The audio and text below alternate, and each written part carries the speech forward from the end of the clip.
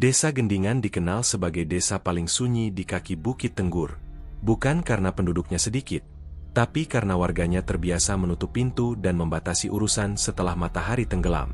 Sejak puluhan tahun lalu, ada keyakinan tak tertulis bahwa angin malam di Gendingan tidak pernah membawa berita baik. Siapapun yang berkeliaran setelah Isya akan merasa diikuti sesuatu yang tak terlihat. Para tetua jarang menjelaskan alasannya. Mereka hanya berkata, udara di sini menyimpan bekas sejarah. Suatu sore yang mendung, ketika langit tampak seperti kain kusut yang ditarik paksa oleh tangan tak kasat mata, seorang kakek renta muncul di jalanan batu desa. Bajunya kumal, sarungnya bolong di beberapa bagian, dan langkahnya berat seperti menanggung beban yang tak bisa dilihat.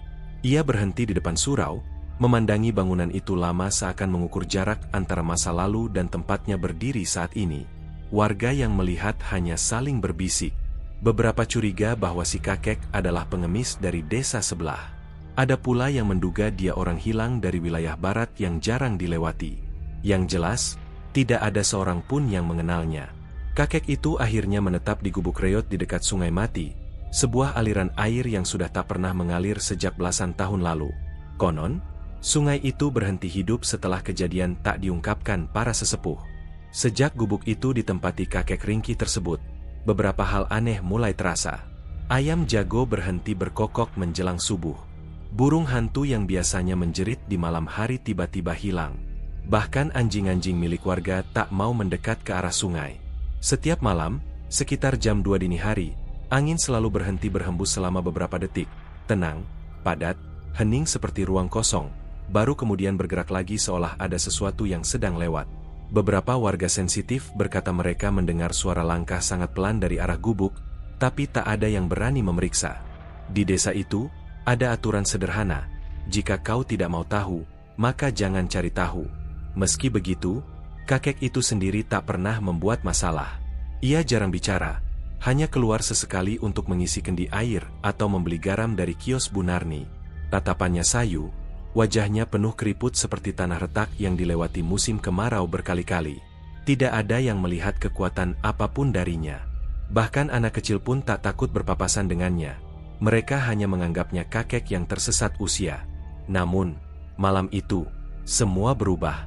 Di luar desa, tepat di balik perbukitan, terdapat kelompok dukun yang dikenal dengan nama Santet Lembayung, sekelompok praktisi ilmu hitam yang beroperasi dengan cara-cara kejam.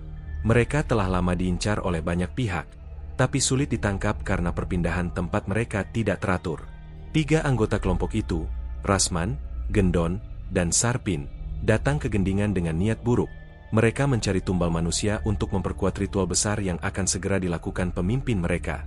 Ritual itu dikatakan hanya berhasil jika korbannya adalah seseorang yang tidak terkait siapa-siapa. Mereka mencari laki-laki atau perempuan yang tak punya keluarga, tak punya hubungan apapun, dan tidak dicari siapapun jika hilang. Pilihan mereka jatuh kepada kakek ringkih itu. Pas sekali, ujar Rasman sambil melihat dari kejauhan saat kakek itu berjalan pulang dengan membawa sebungkus daun singkong. Lemah, tua, tidak dikenal. Kalau hilang, siapa peduli? Ketiganya setuju tanpa mempertimbangkan apapun. Mereka menunggu malam turun, menunggu desa sunyi, lalu menunggu kakek itu tertidur. Saat bulan naik pada posisi tertinggi, mereka merayap masuk ke gubuk itu dari sisi sungai. Tidak ada suara ketika mereka mendorong pintu reotnya. Tidak ada reaksi. Kakek itu tampak tidur pulas di sudut ruangan. Tubuhnya menyatu dengan bayangan gelap. Sarpin menutup mulut kakek itu dengan kain, sementara 2 lainnya mengikat tangan dan kakinya. Semua dilakukan cepat, rapi, dan tanpa suara. Mereka sudah terbiasa. Namun yang membuat ketiganya sedikit ragu adalah reaksi sang kakek. Ia tidak berontak, tidak mencoba kabur, tidak memohon. Ia hanya membuka matanya perlahan, memandangi mereka satu persatu dengan pandangan yang tidak mencerminkan ketakutan, melainkan seperti rasa iba. Jangan lihat matanya, bisik Gendon tiba-tiba. Ada sesuatu yang salah. Kau pengecut, Rasman menggeram. Mereka menyeret tubuh kakek itu menuju hutan, ke sebuah area keramat yang disebut warga sebagai Waru Rubuh. Pohon raksasa itu dipercaya pernah menjadi tempat eksekusi puluhan orang pada zaman dulu. Saat malam semakin pekat, ketiga dukun itu memulai ritual mereka. Api unggun dinyalakan, mantera dibacakan, dan berbagai sesajen ditata mengelilingi tubuh si kakek yang diikat pada batang pohon. Namun sejak langkah pertama ritual itu dimulai, tanda-tanda tidak wajar langsung muncul. Angin tiba-tiba menghilang. Suara jangkrik berhenti. Api unggun bergerak ke kiri dan kanan meski tak ada hembusan udara. Sarpin menelan ludah, tapi tetap melanjutkan mantra. Baru beberapa detik kemudian, semua itu berlanjut ke hal yang lebih aneh. Awan menutup bulan, bukan perlahan, tapi seperti ditarik. Beberapa daun pohon jatuh tanpa alasan. Dan tepat ketika Rasman mengucap bagian akhir dari mantra pembuka, darah menetes dari hidung ketiganya secara bersamaan. Gendon terkejut dan memandang kakek itu. Dan pada detik itulah ia melihat sesuatu. Di balik mata si kakek yang redup, ada sebuah siluet samar. Bayangan seorang pria berjubah putih, berdiri di tengah lingkaran darah. Rasanya seperti melihat potongan masa lampau yang tiba-tiba muncul ke permukaan. Gendon bergidik. "Ras, kita salah orang." Namun sebelum ia sempat menjelaskan ketakutannya, kakek itu perlahan membuka mata lebih lebar. Bukan tatapan orang tua rapuh. Bukan pula tatapan orang ketakutan. Tatapan itu dalam, tajam, dan membawa aura yang tidak seharusnya ada di tubuh keriput seperti itu. "Kalian memilih orang yang salah." Suara kakek itu rendah, berat, dan penuh wibawa, bertolak belakang dengan tubuhnya yang lemah. Ketiga dukun itu langsung tersentak mundur. Sarpin terpeleset. Rasman mencabut pisau. Gendon merasa lututnya melemas. Di balik tubuh kakek itu, bayangan berjubah putih perlahan semakin jelas, seperti berjalan keluar dari dinding gelap ruang lain. Ritual tumbal itu belum dimulai, tapi mereka baru saja membangunkan sesuatu yang jauh lebih berbahaya. Sebuah masa lalu yang seharusnya tetap dikubur. Malam di sekitar Warurubuh terasa semakin berat. Suasana hutan yang biasanya hanya menyimpan keheningan dan dingin, kini berubah seperti menekan dada para dukun. Tiga lelaki itu berdiri di lingkaran sesajen, membentuk formasi ritual yang seharusnya sudah mereka kuasai bertahun-tahun. Namun kemahiran mereka tidak ada artinya di hadapan rasa gentar yang tiba-tiba menyesakan. Api unggun berkedip tidak wajar, seperti makhluk hidup yang ketakutan. Setiap kali nyala api itu memendek lalu membesar lagi, bayangan kakek yang terikat di depan mereka berubah bentuk, kadang tampak kurus dan rapuh seperti tubuh renta. Pada saat lain, terlihat gagah seperti siluet seorang lelaki muda yang berdiri tegak dengan dada lapang. Bayangan itu bergerak tidak selaras dengan tubuh kakek, seolah sosok lain sedang berdiri tepat di belakangnya. Sarpin menelan ludah, sulit berkonsentrasi pada mantra yang seharusnya ia hafal di luar kepala. "Kenapa api bergerak terus?" bisiknya dengan suara pecah. "Fokus," balas Rasman geram. "Ini cuma sugesti. Jangan buat aku marah." Namun yang paling gelisah justru Gendon. Setelah melihat siluet berjubah putih dalam mata si kakek, hatinya dipenuhi ketakutan yang tidak bisa dijelaskan. Setiap kali Gendon memalingkan wajah dari kakek, rasanya seperti ada tatapan yang mengawasinya dari balik gelap pepohonan. Ia menatap Rasman yang bersikeras menatap kakek itu dengan penuh amarah. "Kita harus berhenti. Ini salah," kata Gendon lirih. "Diam." Rasman menyentak. Ritual belum dimulai. Baru pramantra. Bodoh. Namun Rasman salah besar. Ritual itu tidak pernah benar-benar dimulai, karena sejak mereka menyeret kakek itu keluar gubuk, sesuatu yang jauh lebih tua daripada seluruh mantra mereka telah lebih dulu terbangun. Gendon memijit pelipis. Kepala terasa penuh tekanan, seperti ada tangan besar yang menggenggam otaknya. Ketika ia mengangkat wajah, matanya beradu dengan mata kakek itu, dan pada detik itu udara tiba-tiba menjadi pekat, padat, seolah-olah mereka semua sedang berada di dasar sumur tua. Dia tersenyum, ucap Sarpin ketakutan. Kakek itu memang tersenyum. Bukan senyum bahagia, bukan pula senyum geli, tetapi senyum seseorang yang mengetahui akhir cerita sebelum kisahnya dimulai. Sarpin mundur 2 langkah. Napasnya memburu. Aku gak mau lanjut. Apapun ini, bukan manusia biasa." Rasman menggertakkan giginya. Ia berusaha keras menjaga gengsi dan kemarahannya. "Sudah lanjut saja. Dia cuma kakek renta. Ritual kita kuat." Namun suara Rasman sebenarnya bergetar. Bahkan ia sendiri melihat bagaimana tali pengikat di tubuh si kakek perlahan bergerak seakan dipotong dari dalam, padahal tidak ada yang menyentuhnya. Gendon lalu melihat ke atas. Awan hitam berputar lambat, bergerak melawan arah angin. Itu bukan fenomena alam biasa. Itu adalah tanda bahwa energi gaib di tempat itu sedang tidak menerima ritual apapun selain yang berasal dari kakek itu sendiri. Gendon menggigil. Aku kenal tanda ini. Guru pernah bilang, kalau awan bergerak melawan angin, jangan lanjut ritual apapun. Berarti ada ilmu tua yang sedang bangun. Gendon, Sarpin memanggilnya dengan suara kecil. Apa maksudmu ilmu tua? Gendon tidak menjawab. Ia justru menatap kakek itu dengan mata membesar, seperti menyadari sesuatu yang keterlaluan untuk dipikirkan. Napasnya tercekat, kerongkongan kering. Sementara itu, kakek itu perlahan membuka mulutnya. Kalian datang dengan niat membunuh, tanpa tahu siapa yang kalian pilih. Suara itu bukan lagi suara seorang lansia. Lebih dalam, lebih terkontrol, seakan keluar dari dua sosok sekaligus. Sarpin terpaku. Dia bicara lagi. Ras, dia bicara lagi. Rasman mengangkat pisau besi ritual yang ujungnya sudah dilumuri cairan hitam. Langkahnya mendekat. Ia mencoba menutupi rasa takut dengan kemarahan. Kau pikir bisa menakut-nakuti kami? Hah? Kau cuma... Rasman tidak melanjutkan kalimatnya, sebab api unggun tiba-tiba padam sendiri, meninggalkan lingkaran itu dalam gelap total selama 3 detik. Dalam 3 detik itu, suara apapun menghilang. Tidak ada angin, tidak ada serangga, tidak ada napas selain milik mereka bertiga yang tercekat. Ketika api tiba-tiba menyala kembali, kakek itu sudah berdiri. Tali yang seharusnya mengikat tubuhnya, hilang entah kemana. Tidak ada tanda-tanda ia berusaha memutusnya. Tidak ada suara, tidak ada gerakan sebelumnya. Tali itu benar-benar hilang begitu saja, seperti menguap. Rasman tersentak ke belakang. Bagaimana? Namun kalimatnya tertelan angin saat kakek itu menunduk sedikit, memperhatikan ketiga dukun itu satu persatu. Bagaimana ia berdiri? Bagaimana ia bisa melepas tali? Bagaimana ia bergerak tanpa suara? Sarpin gemetar keras, sampai menggigit bibirnya sendiri untuk meredam teriakan. Dan di belakang tubuh kakek itu, bayangan berjubah putih yang tadi hanya samar kini terlihat penuh. Tingginya hampir 2 meter, berdiri tegak tanpa menyentuh tanah. Wajahnya tidak terlihat, hanya kabut hitam pekat yang melayang di tempat seharusnya mata dan hidung berada. Gendon hampir pingsan melihat itu. Itu bukan arwah biasa. Itu bukan makhluk liar. Itu. Ia tak bisa melanjutkan. Kakek itu mendekat 1 langkah.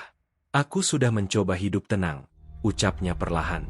Tapi tangan-tangan kalian mengusik tanah di mana aku mengubur masa laluku. Rasman mengangkat pisau, tapi pisau itu langsung terlepas dari tangannya sendiri ketika kakek itu menatapnya. Seolah ada kekuatan yang mencabutnya, memaksa tangan Rasman berkhianat terhadap pemiliknya. Sarpin menjerit. Gendon berlutut, menutupi wajah dengan 2 tangan. Siluet berjubah putih bergerak maju, berdiri di samping kakek itu seperti penjaga tak terlihat. Dan akhirnya, kakek itu berkata pelan, ritual kalian tidak akan pernah selesai. Karena kalian bukan pemilik tanah ini, dan aku bukan tumbal yang bisa kalian pilih sesuka hati. Di saat kalimat itu keluar, tanah di bawah kaki mereka bergetar seakan sesuatu dari masa lalu sedang bangun perlahan. Sore tadi, mereka hanya mencari korban mudah. Malam ini, mereka justru membangunkan sesuatu yang jauh lebih berbahaya daripada seluruh ilmu hitam yang pernah mereka pelajari. Angin malam menampar pucuk-pucuk daun jati di pinggir desa Paregum, membawa aroma lembab tanah yang seolah menyimpan sesuatu yang lama terpendam. Di rumah kosong bekas gudang tembakau, 5 orang duduk melingkar menghadap sebuah tungku tanah liat. Api kecil dari arang kelapa menari pelan, memantulkan bayangan goyah di dinding kusam yang dipenuhi bekas jelaga. Mereka adalah orang-orang yang sama yang sejak 2 malam lalu bersepakat untuk mencari tumbal. Tumbal yang mereka yakini mampu menghapus kutukan usaha gelap yang tengah mereka jalankan. Dan malam itu, sasaran mereka sudah dipastikan. Seorang kakek ringkih, tidak punya keluarga, dan mudah diculik. Itulah yang mereka pikir. Namun sejak kejadian malam sebelumnya, ketika kakek itu tersenyum aneh saat mereka memata-matai dari balik pagar, ada sesuatu yang mulai mengusik sebagian dari mereka. Terutama Randi. Ada sesuatu pada tatapan kakek itu yang membuatnya sulit bernapas. Tatapan yang terlalu lurus, terlalu tahu, terlalu menyimpan masa lalu. Tetapi pemimpin kelompok itu, Hendra, tetap bersikukuh. Kalau kita mundur sekarang, semuanya sia-sia, katanya dingin. Dia sudah kita pilih. Kita tidak bisa ganti. Tidak ada yang berani membantah. Di tengah lingkaran itu, seorang perempuan tua berambut putih kusut, yang mereka panggil Mbah Nini, menggerakkan jari-jarinya di atas asap kemenyan. Dialah yang memandu ritual, satu-satunya yang mengaku tahu cara membuka jalur gaib untuk menawarkan tumbal. Mbah Nini pernah menjadi tangan kanan seorang dukun besar di masa lalu, namun sejak kekuatan gurunya dilenyapkan oleh seseorang, ia hidup bersembunyi dan menerima upahan apa adanya. Tidak ada yang tahu, satu-satunya alasan ia ikut dalam rencana ini adalah karena ia ingin menguji firasatnya.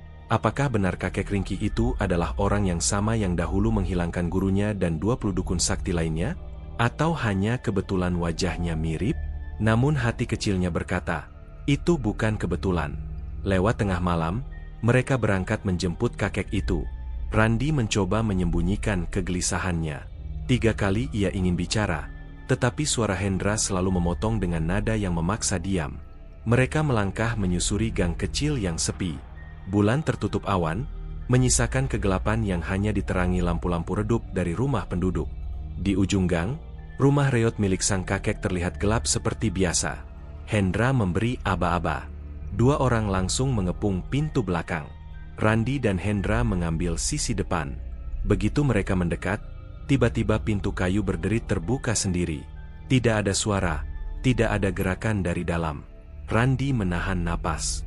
Sesuatu di dalam dadanya berkata bahwa yang mereka lakukan ini salah besar. Hendra menegaskan dengan bisikan kasar, "Masuk, dia pasti tidur." Mereka pun melangkah ke dalam. Namun bukan kegelapan yang mereka temui, melainkan aroma wangi yang tidak asing, wangi kayu cendana yang kuat tetapi tidak menyengat. Aroma khas seorang kiai sepuh. Di tengah ruangan, di atas kursi rotan usang, sang kakek duduk tegak. Matanya terbuka, memandang langsung ke arah mereka seolah sudah menunggu sejak lama. "Sudah selesai kalian membicarakanku?" tanyanya dengan suara pelan. Namun ada getaran halus dalam suaranya, getaran yang membuat seluruh tubuh Randi menegang. Hendra berusaha tetap tenang. Bapak, ikut saja sebentar. Ada yang ingin kami mintai tolong." "Saya tahu," potong si kakek. "Tumbal, bukan?" 4 orang di belakang Hendra terpaku. Randi merasa lututnya melemas. Mereka memang menduga kakek itu tahu, tapi bukan begini caranya. Bukan sejelas ini. Yang lebih aneh, ekspresi kakek itu tidak marah, tidak takut, tidak pula terkejut. Ia hanya terlihat pasrah? Tidak, bukan pasrah. Lebih tepatnya, menilai mereka satu persatu. Seperti seorang guru tua menilai murid-murid nakal. "Ayo," kata kakek itu sambil berdiri perlahan. Gerakannya lembut, stabil, sama sekali tidak menunjukkan kelemahan seperti 2 malam lalu. "Aku ikut. Kalian memang membutuhkan aku." Tidak ada yang berani menolak. Tidak ada yang berani memandang matanya terlalu lama. Di gudang tembakau itu, ritual segera dimulai. Kakek itu duduk di tengah lingkaran. Tangan dan kakinya tidak diikat. Hendra menganggap itu tidak perlu karena kakek itu terlihat terlalu lemah untuk memberontak. Api tungku membesar. Asap kemenyan berputar-putar. Di dinding, bayangan tubuh mereka menari seperti makhluk-makhluk bengkok. Mbah Nini mulai merapal mantra dengan suara yang serak, namun jelas. Kata-kata yang tidak lagi dipakai sejak puluhan tahun lalu. Kata-kata dari ilmu hitam yang hanya dipahami segelintir orang. Randi merasakan udara di sekitarnya tiba-tiba mengental. Suhu turun drastis. Suaranya tercekat ketika ia melihat sesuatu bergerak di sudut ruangan. Siluet hitam panjang, berdiri seperti sosok manusia namun tidak sepenuhnya berbentuk. Hendra mengira itu wujud dari makhluk yang akan menerima tumbal. Yang tidak mereka tahu, itu bukan makhluk yang datang menerima, melainkan yang datang memperingatkan. Kakek itu mengangkat kepala. Tatapannya berubah. Bukan lagi tatapan seorang renta. Bukan lagi tatapan orang biasa. Mata itu memancarkan sesuatu yang membuat Mbah Nini langsung berhenti merapal. Karena ia mengenal mata itu. Mata yang pernah ia lihat 25 tahun lalu. Mata dari lelaki yang malam itu menghabisi seluruh dukun dalam kelompok gurunya tanpa meninggalkan jejak. "Kakao, tidak mungkin." Suara Mbah Nini bergetar. Kakek itu tersenyum tipis. "Aku pikir kau sudah mati bersama yang lain." Randi menelan ludah. Jadi, rumor itu benar. Kakek ringkih ini adalah Kyai Suryawening, sang pembantai para dukun hitam. Orang yang hilang tanpa kabar sejak peristiwa besar itu. Seseorang yang seharusnya tidak mereka ganggu, apalagi dijadikan tumbal. Mbah Nini mencoba mundur, tetapi tubuhnya seperti dipaku di tempat. "Kakek," Kyai Surya mengangkat telapak tangan pelan. Hanya satu gerakan kecil, tetapi udara tiba-tiba tertekan. Arang pada tungku langsung meredup. Hendra panik. "Hei, jangan macam-macam. Kita cuma mau..." Belum selesai kalimatnya, ia terlempar ke belakang seperti disambar sesuatu yang tak terlihat. Tubuhnya menghantam dinding dan ambruk tak berdaya. 3 anggota lainnya berteriak. Ruangan berubah kacau. Randi membeku, tidak bisa lari, tidak bisa bicara. Kyai Surya berdiri perlahan, tubuhnya tegak sempurna. Tidak ada lagi keriput ringkih, tidak ada lagi napas terengah. Ketenangan yang mematikan. "Aku seharusnya tetap bersembunyi," katanya sambil melangkah ke tengah ruangan. "Tapi kalian memaksa aku kembali." Asap kemenyan berkumpul di atas kepala mereka, membentuk pusaran hitam. Suara lirih bergema memantul ke segala arah. Suara-suara seperti orang berbisik dari dunia lain. "Ritual yang kalian buka," lanjutnya, "adalah ritual pemanggil. Kalian tidak tahu siapa yang sebenarnya kalian panggil." Randi ingin menutup telinganya, tetapi ia tidak mampu menggerakkan tangan. "Kalian tidak memanggil makhluk untuk menerima tumbal." Kyai Surya menatap lurus pada mereka. "Kalian memanggil aku." Dan malam itu, di gudang tembakau yang remang, lingkaran ritual berubah menjadi lingkaran hukuman. Hendra merangkak mencoba bangkit, tetapi bayangan hitam di sudut ruangan bergerak mendekat. Entitas yang tadinya hanya siluet kini memiliki bentuk mata. 2 titik merah menyala, mengintip dari balik kegelapan. "Kalian tidak siap," kata Kyai Surya. "Sama seperti mereka yang dulu." Mbah Nini menjerit pertama kali ketika bayangan itu melompat ke arah lingkaran. Namun suaranya tenggelam dalam dentuman keras yang membuat tungku pecah dan api padam seketika. Dan itulah awal dari kekacauan yang tidak pernah mereka bayangkan. Dentuman keras yang memadamkan tungku membuat seluruh ruangan berguncang. Debu tua yang menempel di balok-balok atap berjatuhan seperti hujan halus, menambah pekat udara di dalam gudang tembakau itu. Namun yang paling mengerikan bukanlah suara tadi, melainkan hening yang mengikutinya. Hening yang terasa seperti ada ribuan mata di balik kegelapan, memperhatikan satu persatu orang yang terperangkap di dalam ruangan itu. Bayangan hitam dengan mata merah menyala telah menampakkan diri, namun kini tubuhnya perlahan berubah, dari siluet kabur menjadi sosok yang seakan tersusun dari asap pekat. Bentuknya selalu berubah, seperti seseorang yang terus-menerus mengubah tubuhnya setiap detik. Mbah Nini merosot ke tanah, tubuhnya gemetar hebat. Ia tahu apa itu, bukan jin biasa, bukan makhluk yang dipanggil ritual rendah. Itu adalah penjaga batas, makhluk yang datang hanya ketika ada pelanggaran besar dalam dunia gaib. Dan pelanggaran itu adalah mereka sendiri. Kyai Surya berdiri tenang di tengah ruangan. Sikapnya menyerupai seseorang yang sedang memeriksa kerusakan di halaman rumahnya, bukan seseorang yang baru saja diculik dan dijadikan calon tumbal. Sikapnya begitu biasa, namun justru itu yang membuat Randi semakin takut. Orang sakti biasanya menampakkan aura menyeramkan, tetapi kakek ini bahkan tidak perlu melakukan apapun untuk menunjukkan kekuatannya. Hendra berusaha bangkit sambil memegangi dadanya yang nyeri akibat benturan. Nafasnya tersengal. Ia belum paham sepenuhnya apa yang terjadi. Yang ia tahu, semuanya salah arah. Stop! Kita cuma mau." Suaranya patah. Tidak ada kata yang pantas menggambarkan ketakutannya. Bayangan hitam itu bergerak mendekat. Setiap langkahnya tidak bersuara. Namun lantai kayu bergetar seperti diinjak oleh sesuatu yang terlalu berat untuk dunia manusia. Randi memejamkan mata sejenak, berharap itu hanya ilusi. Namun ketika ia membuka mata, mata merah itu sudah mengarah tepat padanya. Rasanya seperti tenggelam dicekik dalam air gelap. Lalu suara Kyai Surya terdengar, lembut, Tetapi jelas, jangan sentuh mereka. Belum saatnya. Makhluk itu berhenti seketika. Asap pada tubuhnya berputar sekali, lalu mereda, seperti seorang murid yang patuh pada perintah gurunya. Hendra tidak bisa percaya apa yang ia lihat. Bahkan Mbah Nini terisak, tubuhnya gemetar semakin keras. "Jadi, benar, kau yang dulu," katanya setengah berbisik, setengah menjerit. "Kau yang menghilangkan guru kami." "Kalian memanggilku," jawab Kyai Surya. Tidak ada emosi dalam suaranya. "Dan aku datang." Ruangan kembali gelap. Cahaya tungku yang pecah tadi hanya menyisakan bara kecil, cukup untuk menampilkan bayangan-bayangan panjang di wajah mereka. Kyai Surya melangkah pelan mengelilingi lingkaran, seperti seorang hakim yang menilai kesalahan terdakwa. "Kalian membuka jalur hitam yang sudah ditutup sejak 25 tahun lalu."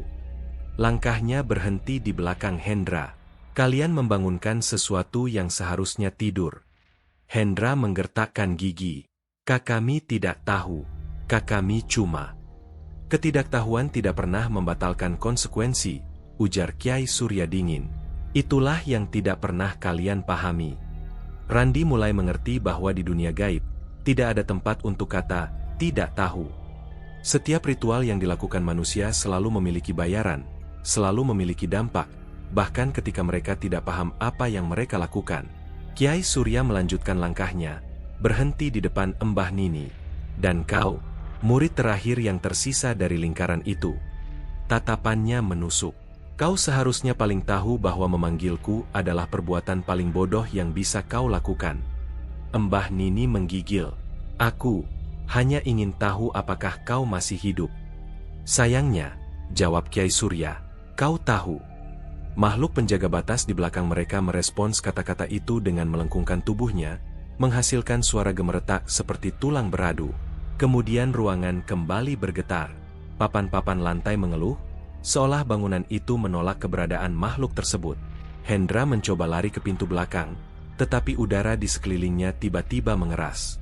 Ia seakan menabrak dinding tak terlihat dan terpental kembali ke tengah ruangan.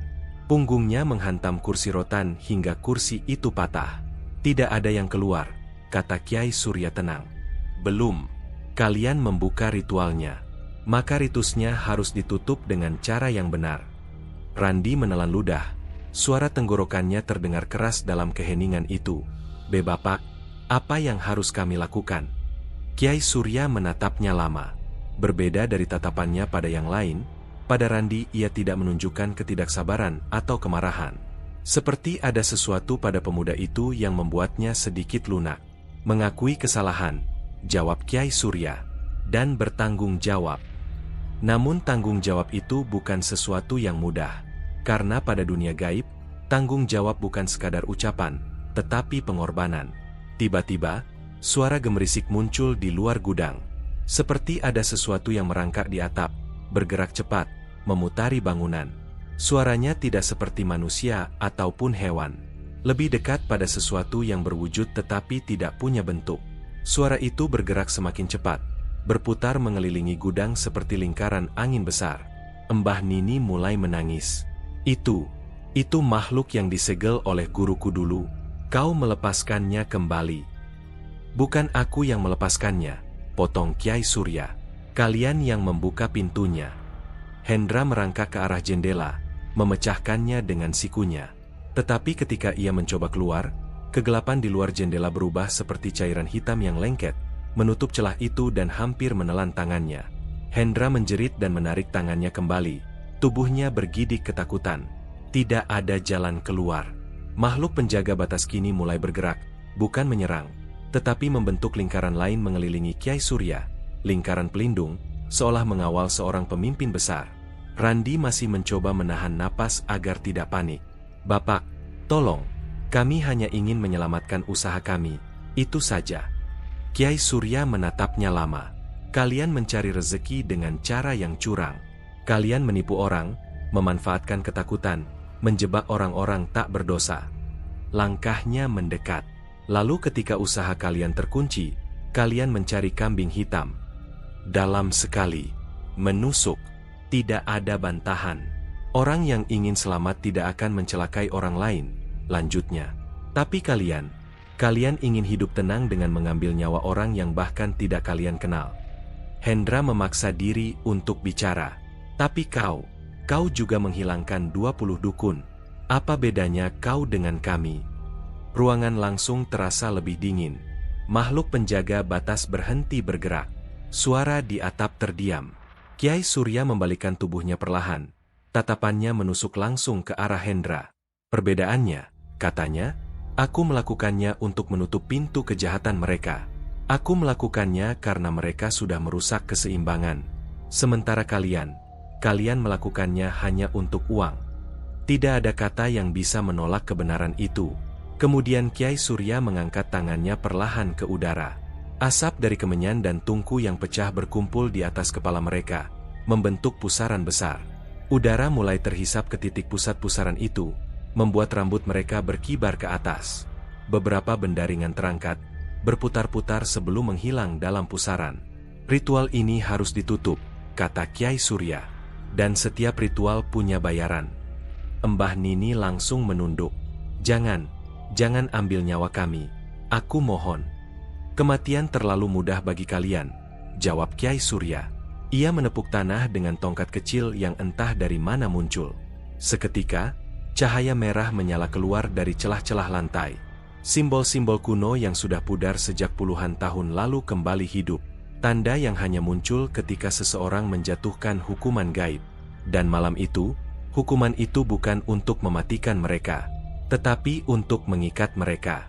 Satu persatu, mereka mulai merasakan tubuh mereka berat, lalu dingin, lalu seperti tertarik oleh sesuatu yang tak terlihat. Randi mencoba meraih pinggir lingkaran, tetapi tangannya tembus ke udara gelap seakan dunia di sekitarnya berubah wujud. Kiai Surya menunduk dalam-dalam. Suara terakhirnya menggema bersama cahaya yang semakin terang. Kalian tidak akan mati. Kalian akan melihat apa yang pernah kulihat. Kalian akan merasakan apa yang pernah kurasakan. Dan kalian akan menanggung akibat dari pintu yang kalian buka sendiri. Dan pada detik itu, ruangan meledak dalam kilatan merah yang menyapu seluruh isi gudang. Hening. Sisa-sisa bara tungku padam. Makhluk penjaga batas kembali menghilang ke dimensi lain. Gudang itu kembali gelap, kembali sunyi, seolah tidak pernah terjadi apapun. Hanya tinggalkan satu pertanyaan besar. Jika mereka tidak mati, lalu kemana mereka pergi? Ledakan cahaya merah tadi seharusnya menghancurkan gudang tembakau tua itu. Namun ketika segala sesuatunya mereda, bangunan itu masih berdiri, tetap rapuh seperti sebelumnya, tetapi sunyi, terlalu sunyi. Tidak ada suara angin menyelinap dari celah papan. Tidak ada suara burung hantu di kejauhan, bahkan tidak ada suara napas manusia. Kiai Surya berdiri tepat di tengah ruangan. Ia mengamati lingkaran ritual yang kini retak, simbol-simbol merah yang sesaat menyala kini padam perlahan. Di setiap tepi retakan, ada asap putih tipis naik dan hilang seperti kabut pagi. Sisa energi yang seharusnya memakan korban itu kini perlahan menghilang ke udara. Namun yang paling mencolok adalah ini. Tidak ada seorang pun di dalam ruangan. Tidak ada Hendra. Tidak ada Randi. Tidak ada Mbah Nini. Tidak ada anggota lainnya. Mereka semua hilang. Kiai Surya menarik napas panjang, bukan karena lelah, melainkan karena menyadari bahwa lingkaran itu telah membuka pintu yang sangat jarang dibuka manusia. Bukan pintu kematian, bukan pintu alam jin, tetapi lorong yang lebih tua dari keduanya. Lorong tempat jiwa-jiwa tersesat dibawa untuk diadili oleh apa yang mereka panggil sendiri. Ia memejamkan mata. Dan di tempat lain, di dunia yang tidak mengenal waktu, jeritan mulai terdengar. Randi adalah orang pertama yang sadar. Matanya terbuka perlahan.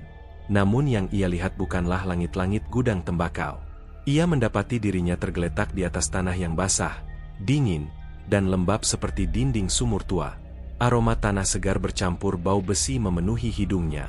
Saat ia mencoba bangun, tubuhnya seperti ditarik kembali oleh gravitasi yang lebih kuat dari biasa. Ia mengangkat kepala.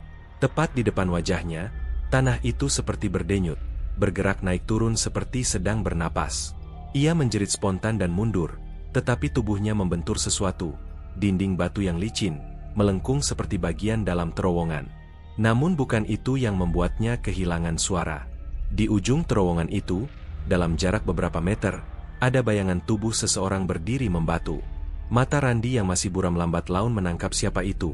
Hendra, berdiri tegak, tubuhnya kaku seperti tidak bernyawa, namun matanya terbuka penuh. Hendra?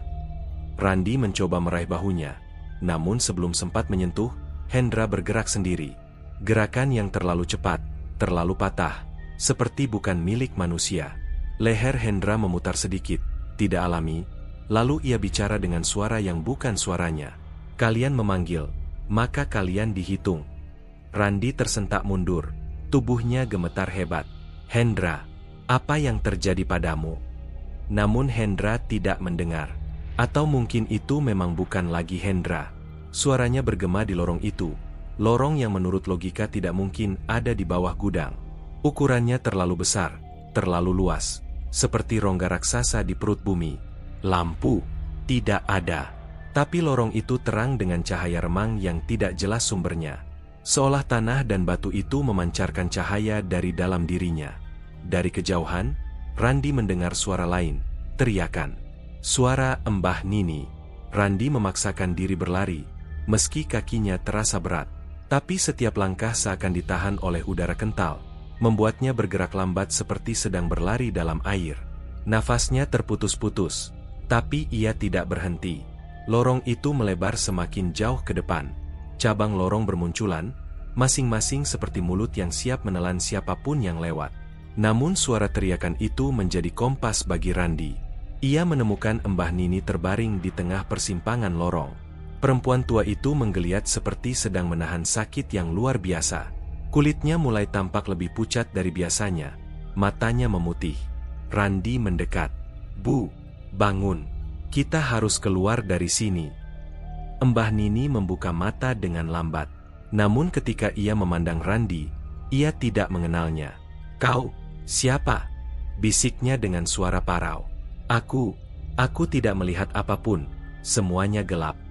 Randi memegangi bahu perempuan itu. Bu, ini saya, Randi, kelompok tadi. Ingat. Namun sebelum ia sempat mengucapkan kata berikutnya, suara berdesis muncul dari balik dinding. Suara itu berputar-putar di sekitar mereka, seperti ratusan lidah menjilat udara.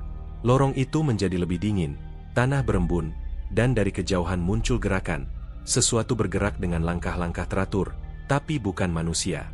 Randi menarik Mbah Nini untuk berdiri, namun perempuan itu lemas. Ia terlalu berat, seolah tulangnya berubah jadi besi. Ayolah, Bu, kita tidak bisa diam di sini. Tetapi lorong itu menolak mereka. Tanah di sekitar kaki Mbah Nini tiba-tiba merekah kecil. Retakannya membentuk pola melingkar, seperti mulut yang akan menelan apapun yang ada di tengahnya. Mbah Nini menangis. Tolong aku. Randi meraih lengannya. Saya nggak akan ninggalin ibu. Namun tanah itu bergerak lebih cepat. Retakan melebar, dan dari dalam muncul sesuatu seperti tangan. Tangan kecil kurus berwarna hitam pekat, lebih mirip akar dari pohon yang sudah mati, namun bergerak seperti hidup. Tangan-tangan itu menjerat pergelangan kaki Mbah Nini, lalu betisnya, lalu lututnya. Randi berusaha menariknya, tapi kekuatan tarikan itu bukan manusiawi. Lepaskan dia, teriak Randi sekuat tenaga. Namun suara itu tidak terdengar kemana-mana.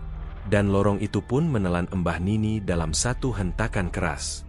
Teriakannya memantul di seluruh lorong sebelum akhirnya lenyap.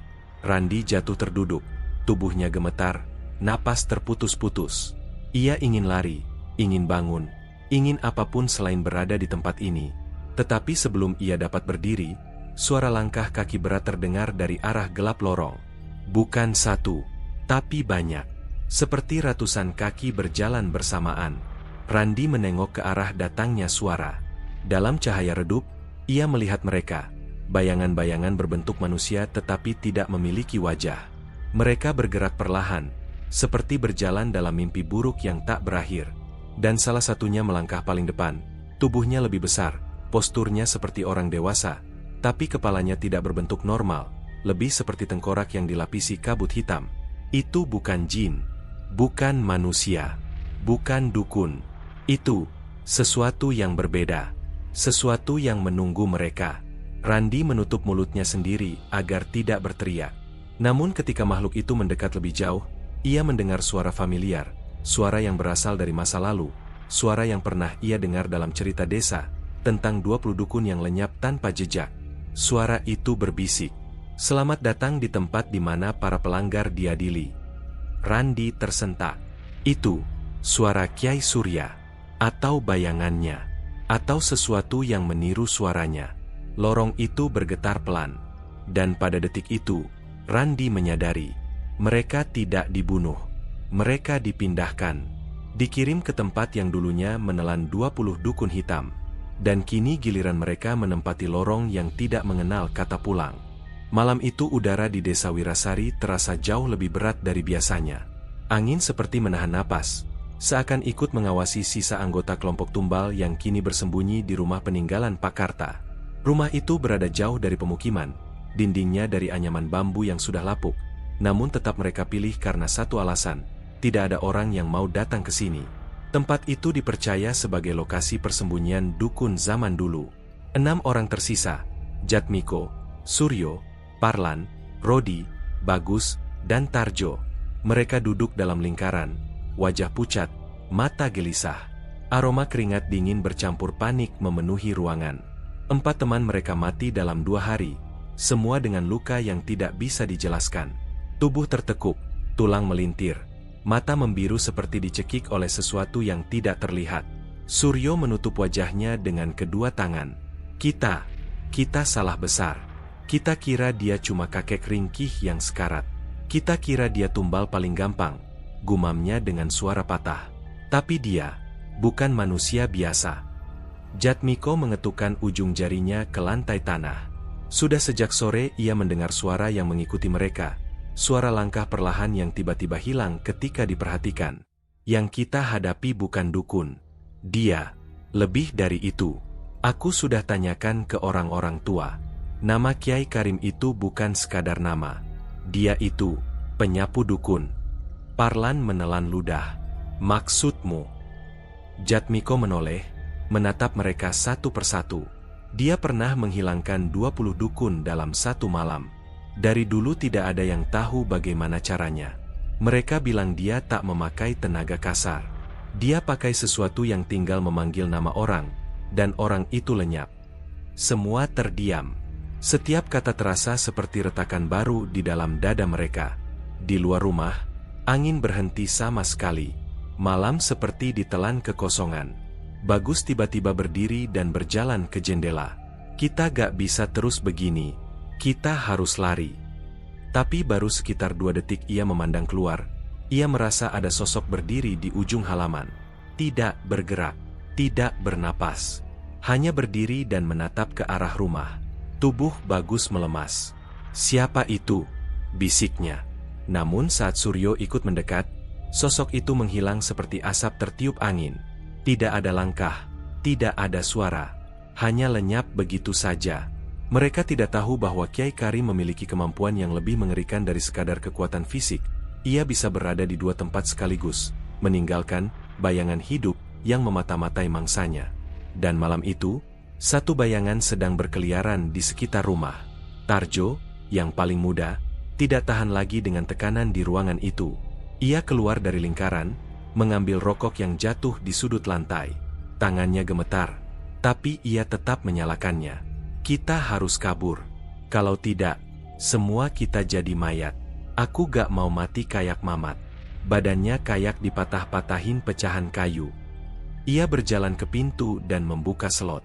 Saat itulah semua merasakan sesuatu berubah. Udara di dalam ruangan bergerak mundur, seakan tersedot keluar. Lampu gantung dari minyak tanah bergetar kecil. Rodi berdiri. "Tarjo, jangan buka pintu." Terlambat. Begitu pintu terbuka sedikit, angin dingin menembus masuk, dan lewat celah itu terlihat bayangan tubuh berdiri. Bukan tubuh utuh, melainkan siluet hitam tipis seperti seseorang yang hanya tersisa garis luar. Mata Tarjo membelalak.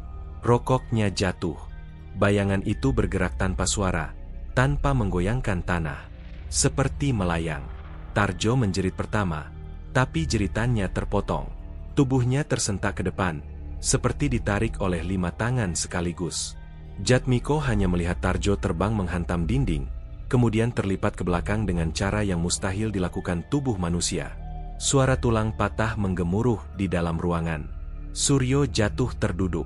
Bagus hendak kabur melalui jendela, tapi sebelum ia melompat, ia melihat wajah Tarjo. Mata membelalak, mulut sobek, wajah membiru, tetap menatapnya meskipun tubuhnya sudah tak bergerak. Dia sudah masuk rumah ini. Bagus berucap tanpa sadar, seperti orang yang kehilangan akal. Parlan langsung mengunci pintu lagi, meski semua tahu itu percuma. Mereka bergidik ketika suara ketukan halus terdengar dari luar jendela. 3 kali, pelan, teratur, seperti ajakan masuk. Tok, tok, tok. Tak ada yang berani menoleh. Lampu minyak redup. Bayangan-bayangan dinding memanjang aneh, membentuk figur yang tak seharusnya ada. Jatmiko memukul lututnya sendiri. Dia nggak akan berhenti sebelum kita semua selesai.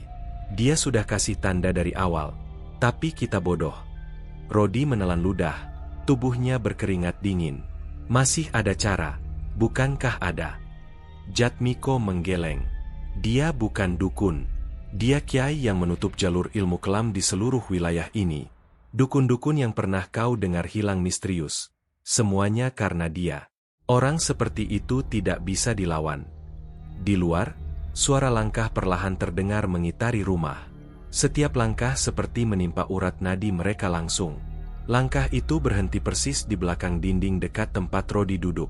Kemudian, terdengar suara napas. Panjang, lambat, menempel di kulit mereka. Rodi memejamkan mata. Ya Allah! Tiba-tiba sesuatu menepuk bahunya dari belakang, padahal tidak ada siapapun di sana. Rodi meloncat, berlari ke arah pintu, menabrak Jatmiko dan Parlan. Ia menggedor pintu sambil berteriak tak karuan. Saat pintu berhasil terbuka, kegelapan hutan menyambutnya. Ia tak peduli. Ia lari secepat mungkin. Tapi belum 5 langkah, suaranya menghilang. Tidak ada jeritan, tidak ada langkah. Seolah Rodi diseret ke dimensi lain yang menelan suara. Yang tersisa hanya hening pekat. Suryo menutup telinganya, menangis terseduh. Tinggal kita bertiga. Jatmiko tahu benar, ini bukan masalah waktu jika mereka mati, tetapi kapan. Dan dia yakin satu hal, Kiai Karim belum selesai. Beliau baru memulai. 3 orang tersisa, Jatmiko, Parlan, dan Suryo. Rumah tua peninggalan Pakarta kini terasa seperti perut raksasa yang siap menelan mereka kapan saja. Setelah Rodi menghilang tanpa suara, suasana menjadi lebih mencekam. Tidak ada suara jangkrik, tidak ada bisikan angin. Malam seperti membatu, hanya menyisakan napas mereka bertiga yang tersengal-sengal. Lampu minyak bergoyang pelan, seolah diterpa napas dari sesuatu yang berdiri dekat cahaya itu, meski tak terlihat oleh mata manusia. Parlan meremas jari-jarinya sampai berbunyi, wajahnya pucat memar. Aku nggak mau mati di sini, katanya lirih, seperti berbicara kepada dirinya sendiri. Jatmiko menarik napas panjang. Suro, Parlan, dengarkan aku. Jika kita tetap di sini, kita akan mati. Aku tahu sedikit tentang orang seperti Kiai Karim. Dia tidak akan berhenti selama kita masih hidup. Suryo mengusap wajahnya yang mulai basah oleh keringat dingin. Kita harus apa? Lari? Kita lihat sendiri Rodi bahkan gak sempat teriak. Bukan lari, jawab Jatmiko, tapi menghadapi. Kata itu membuat Parlan memalingkan wajah. Menghadapi? Kau gila. Kita cuma manusia biasa. Kita bahkan bukan dukun. Kita cuma orang bodoh yang main dengan sesuatu yang tidak kita pahami, potong Jatmiko. Dan orang macam kita hanya punya satu kesempatan selamat, yaitu meminta maaf langsung kepada orang yang kita sakiti. Parlan menunduk. Ia tahu Jatmiko benar. Mereka salah besar. Mereka menyiksa seorang kakek yang ternyata bukan hanya kiai, tetapi penjaga wilayah gaib yang sudah puluhan tahun menertibkan ilmu hitam di daerah ini. Jika pemburunya adalah makhluk atau jin, mungkin mereka bisa mencari pelindung. Tapi ini manusia. Manusia yang diberi kemampuan oleh ilmu putih yang tidak mereka kenal batasnya. Parlan berjalan ke jendela, mengintip keluar. Gelap. Namun gelap itu bukan sekadar gelap, melainkan seperti ruang yang memiliki mata. Seolah ada sesuatu yang berdiri di baliknya, menunggu salah satu dari mereka menatap terlalu lama. Kalau begitu, kita pergi sekarang, Parlan bergumam. Ke rumah Mbah Karim. Kita sujud di depan pintunya. Kita minta ampun. Kita. Tidak. Jatmiko memotong. Kita tidak pergi ke rumahnya. Suryo dan Parlan menatapnya. Bingung. Kita panggil dia ke sini. Parlan hampir berteriak. Gila kau. Kau mau memanggil pembunuh kita. Jatmiko menggeleng. Dia sudah ada di sini dari tadi. Dia tidak mengejar. Dia menunggu. Kita bukan memanggil dia karena ingin melawan. Kita memanggil dia untuk menyerahkan diri. Untuk mengakui kesalahan kita. Suryo memejamkan mata. Tapi kalau dia tidak menerima permintaan kita, lebih baik kita mati dalam keadaan menyerah, daripada mati dikejar di tempat lain, bisik Jatmiko. Ketiganya saling menatap. Tidak ada pilihan lain.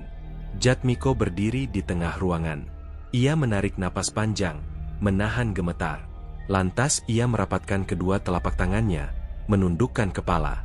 Kiai Karim, suaranya parau. Jika panjenengan mendengar, kami bertiga ingin menyampaikan sesuatu. Suryo dan Parlan mengikuti, menunduk di belakangnya. Kami mengaku bersalah, kami melakukan dosa, kami menyiksa orang yang salah, kami menodai orang yang tidak layak disentuh. Jatmiko berhenti sejenak. Keringat menetes dari dagunya ke tanah. Jika panjenengan mau datang, kami siap menerima apapun keputusan panjenengan. Hening. Hening yang panjang dan menikam. Kemudian, tok, tok, tok. 3 ketukan dari dinding belakang. Tidak dari pintu. Tidak dari jendela. Dari dinding anyaman bambu yang tidak punya apa-apa di baliknya kecuali tanah dan gelap. Lampu minyak berkedip 2 kali, lalu meredup. Parlan meremas lututnya. Dia datang. Tanah di lantai perlahan bergetar. Sangat halus tapi bisa dirasakan oleh tulang betis mereka. Seolah seseorang berjalan dari tanah, bukan dari permukaan bumi. Dari celah-celah bambu, muncul bayangan hitam menetes seperti air, lalu berkumpul di tengah ruangan, memanjang, membentuk sosok. Bukan sepenuhnya manusia. Bukan pula sepenuhnya bayangan. Sesuatu di antaranya. Jatmiko langsung bersujud. Kiai, ampuni kami. Bayangan itu diam. Tidak bergerak. Tidak bernafas. Tidak bersuara. Parlan menyusul sujud. Tubuhnya gemetar seperti demam tinggi.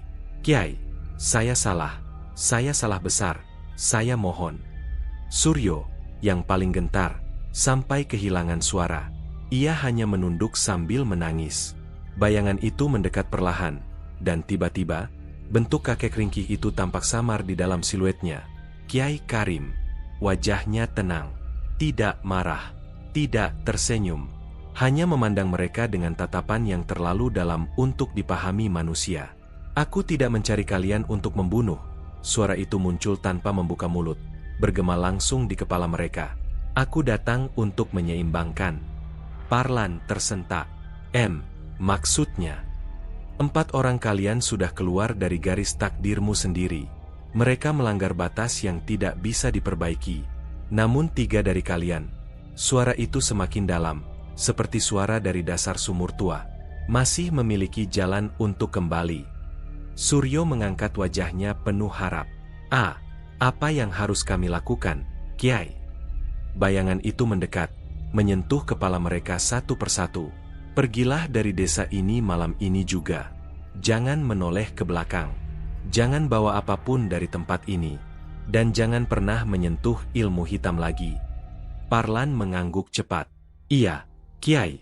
Iya, Kiai. Bayangan itu menatap mereka sekali lagi. Ingatlah ini, hidup bukan milikmu. Dan kematian pun bukan hakmu untuk menentukan siapa. Setelah kalimat itu bergema, sosok Kiai Karim perlahan memudar menjadi serpihan asap tipis, lalu lenyap. Hanya meninggalkan bau tanah basah yang menusuk hidung. Tanpa menunggu lama, Jatmiko berdiri dan menarik kedua temannya. Kita pergi. Sekarang. Mereka tidak mengambil barang apapun. Tidak melihat ke belakang. Mereka berlari keluar rumah, melewati halaman gelap, menuju jalan tanah yang menuju keluar desa. Langkah mereka panik, terengah-engah. Tapi mereka tidak berhenti, karena di belakang mereka, dari arah rumah tua itu, terdengar sebuah suara lembut.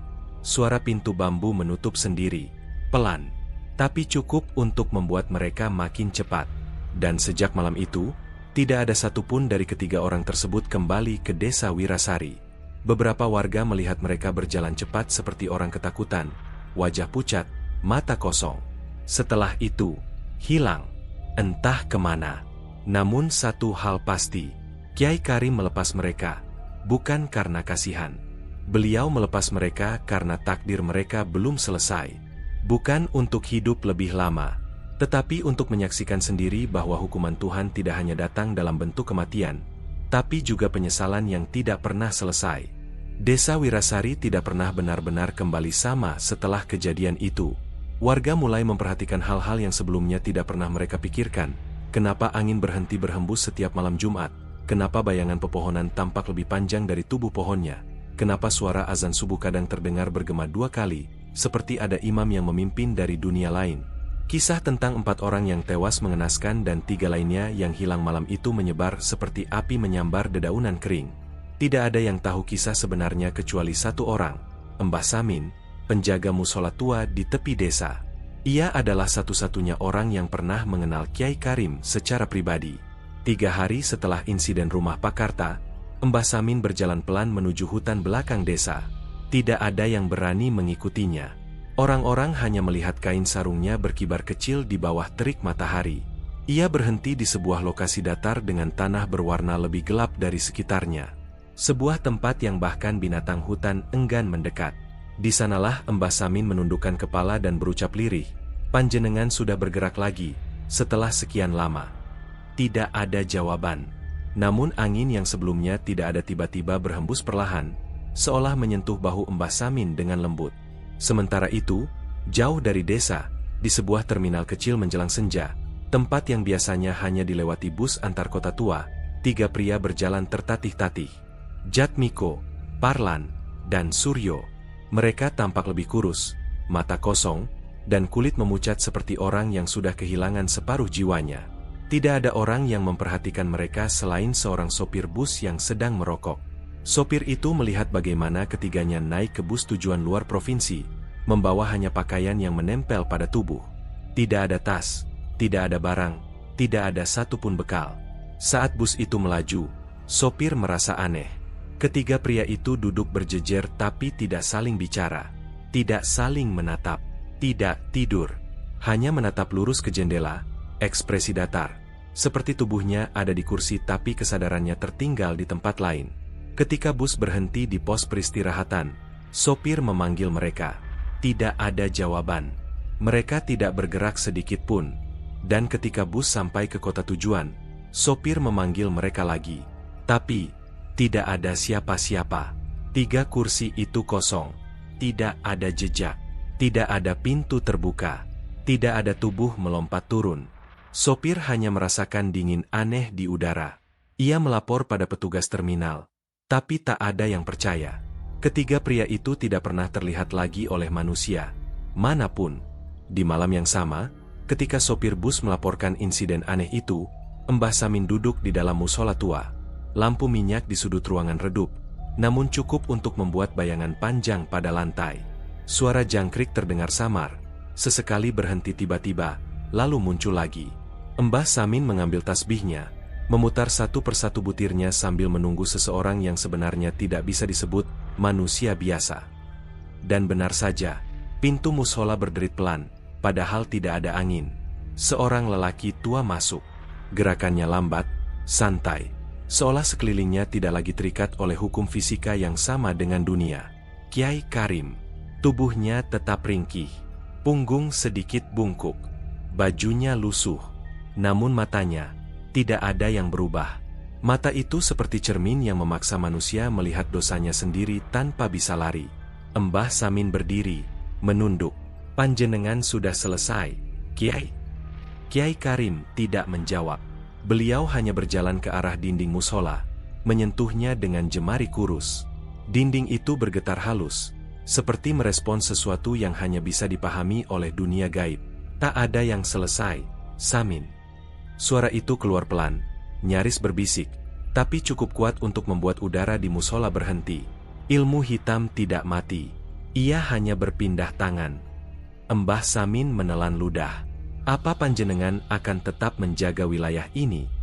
Kiai Karim memandang keluar jendela, ke arah desa yang mulai diselimuti gelap. Aku sudah menjaga sejak sebelum mereka menikah, sejak sebelum anak-anak mereka lahir, sejak sebelum tanah ini bernama Wirasari. Ia berbalik, wajahnya kembali ditelan bayangan. Dan aku akan tetap menjaga, bahkan setelah semuanya lupa siapa aku. Kalimat itu membuat punggung Mbah Samin bergetar. Ada kesedihan di antara kata-kata Kiai Karim. Kesedihan yang hanya dimiliki seseorang yang terlalu lama hidup, terlalu lama melihat manusia jatuh ke lubang yang sama. Bagaimana dengan 3 orang tersisa itu, Kiai? Tanya Mbah Samin akhirnya. Kiai Karim tidak menatapnya. Namun suaranya muncul dari berbagai sudut ruangan, seperti gema dalam gua besar. Mereka sudah pergi ke tempat yang bukan milik manusia.